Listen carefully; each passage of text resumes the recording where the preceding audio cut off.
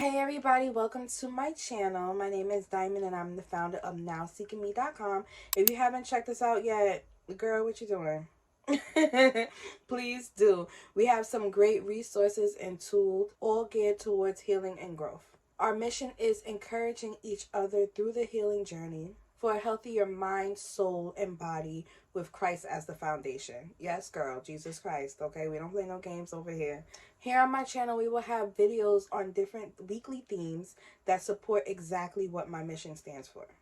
This week's theme is close to my heart, and honestly, I feel like it's essential for us all. Starting your healing journey. Now, before I go any further, let me say this. Here on my channel, we will be raw, we will be honest, we will be transparent because we're here to reflect and grow.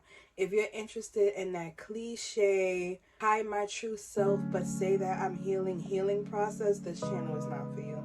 If you really want to get deep down with the roots and heal, make sure you hit that subscribe button and that notification bell so that we can do this together.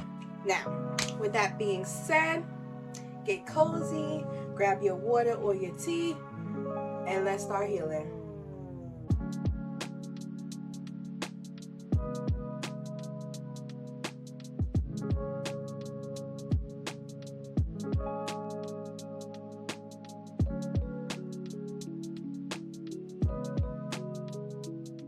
So, you decide to embark on a journey towards healing, but where do you start? Well, in my opinion, the first step is acknowledging that healing hurts.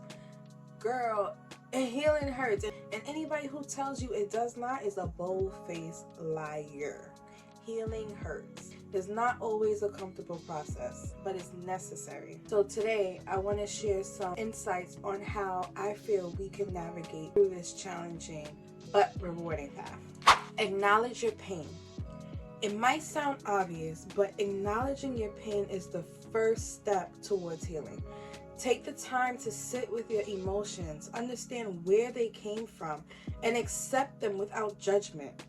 Too often, we're conditioned from young into suppressing our emotions, which is extremely unhealthy. We lock that hurt away, and when the depression starts to set in, we're confused on where and how it was developed. Breaking the generational norm of suppressing what I was taught to believe are ugly emotions is a routine that I'm actively working on. I had one breakdown too many and realized I was harboring too much untouched pain that mentally I could not handle. Just because you choose to ignore that you got cut doesn't stop the bleeding, and an open wound is at risk for infection, okay? So healing begins with acknowledging the existence of the wounds. Don't forget God. Like I said, we have Christ as our foundation. So do not forget God. Sometimes it's hard to lean on God when you feel so low, hurt, abandoned. I personally struggle with resentment with God during my lowest moments.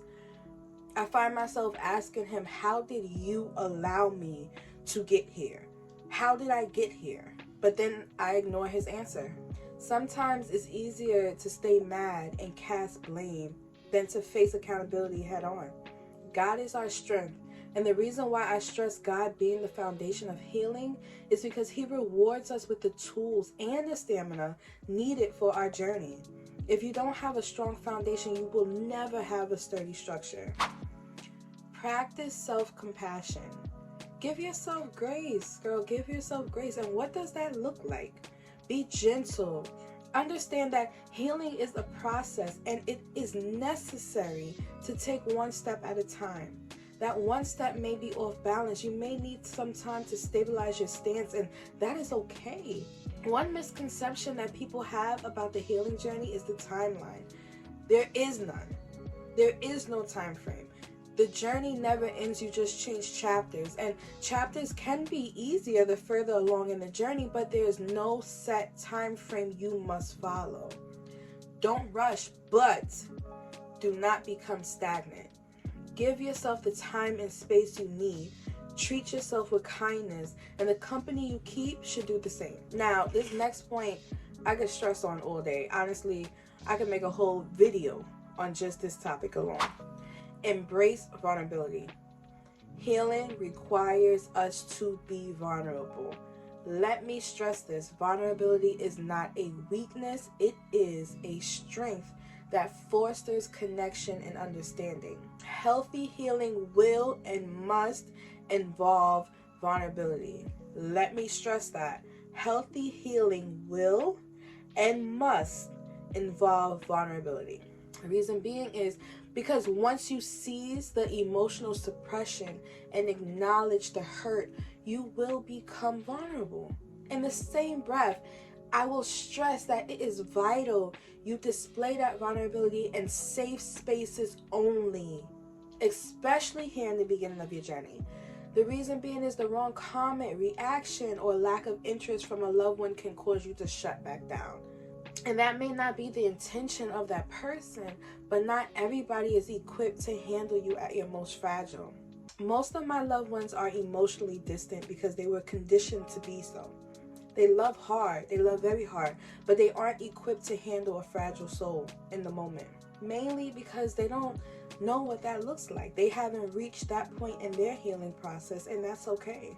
But from experience, I've learned it's more detrimental to my mental well-being and my mental health to try to create a safe space with somebody who is unavailable to provide one. Expressing yourself can create a supportive environment and help you feel less alone in your journey with the right person or group. That leads me to my next point. Now, navigating through the healing journey is unique for everybody. And since we're talking about starting the journey and how healing hurts, let's talk about finding healthy coping mechanisms and building a support system. Healthy coping mechanisms. Replace unhealthy coping mechanisms with positive ones. Whether it's journaling, which you can find the tools for at nowseekingme.com, just saying. A hobby, prayer, and finding yourself in the Word, or keeping yourself active. Find what works best for you. If you find breaking those unhealthy coping mechanisms is too difficult to achieve on your own, I encourage you to seek the help and resources to break that habit. And again, me, myself, my business, we stand on the Lord, honey. So right now in this moment, I rebuke the spirit of shame that holds you stagnant from seeking the help needed to cleanse your mind, your body, and your soul. Okay? Amen. Okay, I'm back. My negative coping mechanism was drinking. When I got pregnant with my son, I was so motivated to care for my unborn child, enough to halt the habit completely. After birth, I still had enough willpower to avoid abusing alcohol. However, somewhere down the line, I realized how unhealthy my motivation was. I wasn't avoiding my go-to coping mechanism for myself. I was doing it solely for my son. And it was obvious the intention was a positive maternal caring thing, which is good. However, my self-growth and healing should not be motivated by or dependent on the satisfaction of anybody else, because that is no longer about self. Moving on for me though, the main point is finding healthy tools to aid in the harder moments, become allies throughout your journey. Find a safe space. Surround yourself with a supportive network. This could be friends, families, communities online, groups. Having people who understand and uplift you is crucial for maintaining your emotional well-being. You need a safe space to unload. You need a safe space to share your progress and your setbacks.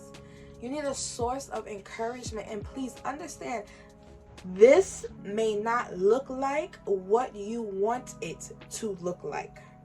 Again, this may not look like what you want it to look like. Like I mentioned earlier, their intentions may be good. They may want to support your journey. However, again, everybody is not equipped to handle you in your most fragile form.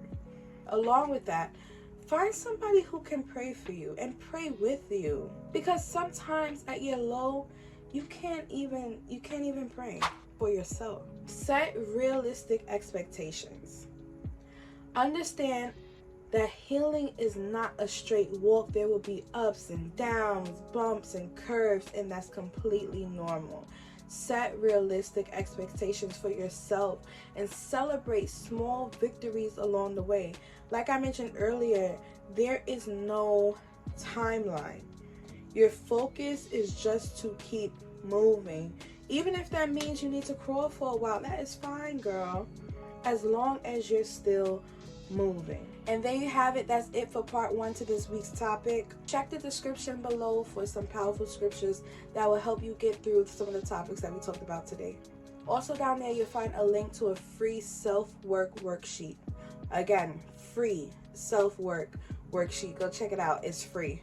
We can't find anything free nowadays. That's actually free.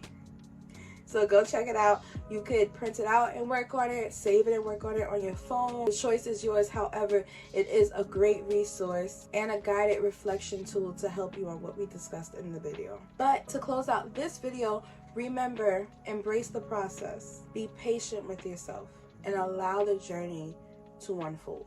If you found this video helpful, please don't forget to give it a thumbs up and share it to somebody who really may need to hear the message. Thank you for watching. See you guys soon.